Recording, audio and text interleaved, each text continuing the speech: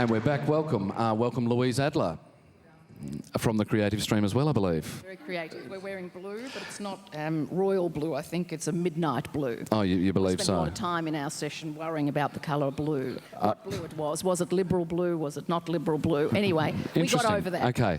Let's talk about big policy ideas. Did you have one? Did you bring one with you? I brought a number with me, and I was castigated for suggesting that money, money, money was all that the arts needed. So, of course, I've revised my opinion, as I thought I would, on the day.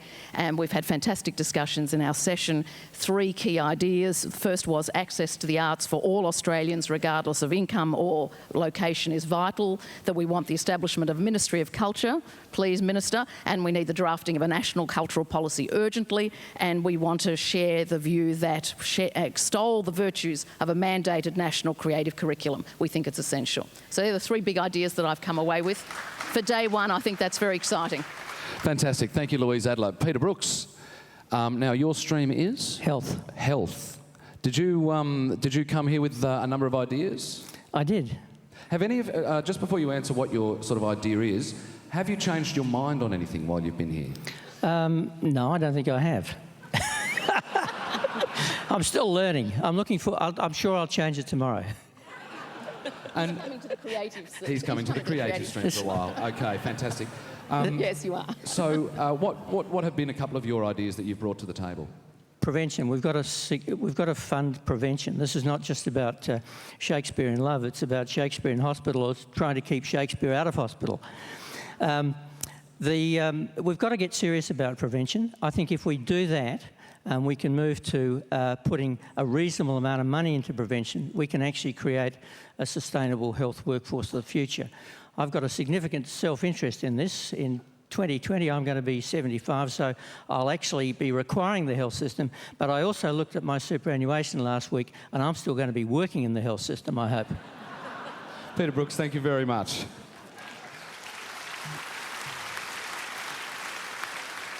Lynn Hatfield Dodds. Good afternoon, Rhys. Whom I went to college with. Indeed. Indeed. Good public school. Absolutely. Yeah. So you've brought a big policy idea with you? Indeed. I was in the Social Inclusion Strengthening Communities and Families stream, and a couple of big ideas. We think we need a national action plan for social inclusion with clear and measurable goals and targets, so we know where we need to go and we can measure whether we've got there. We'd like to see community hubs, one-stop shops for people in local communities who can access information about housing, income support, primary health.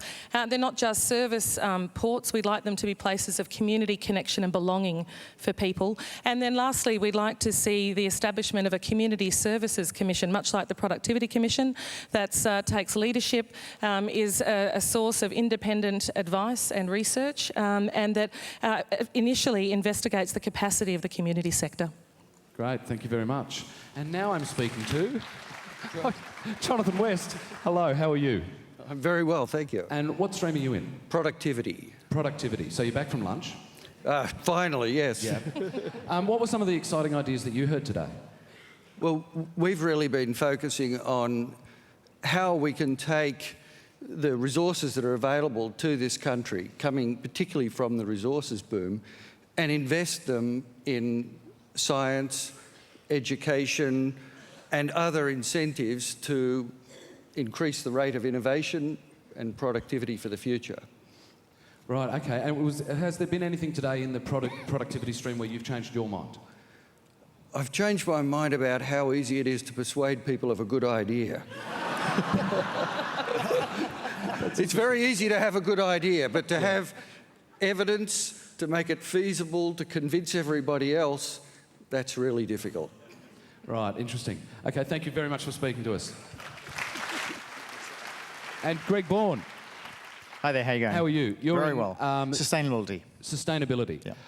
So I remember that we were asked, all of the participants were asked to give 100 words of what their idea was, and that the second part was there something you've changed your mind on in the last 10 years? I'm guessing a fair few people wrote climate change. A lot of people wrote climate change, but perhaps more importantly, the urgency about climate change. A lot of people had recognised about how urgent it is that we need to act. That came out in our session and the climate change session. Right. And was there a big idea that you brought with you to the table today? The real big idea is thinking about a national sustainability reform agenda. We actually have to rethink about the way we work. We have to think about our national accounts integrating in the values of society, the values of our environment. We have to just think of it in a different way, not just dollarized. And then have a National Sustainability Commissioner with teeth, you know, a bit like Graham Samuel, who's probably in here somewhere from the ACCC, but someone with teeth. If we're going to move forward, we actually have to fundamentally rethink how we do these things. Great. Thank you very much, Greg. Thank all of our guests, please. Thank you. And I think we have one more group of guests making their way to the stage, but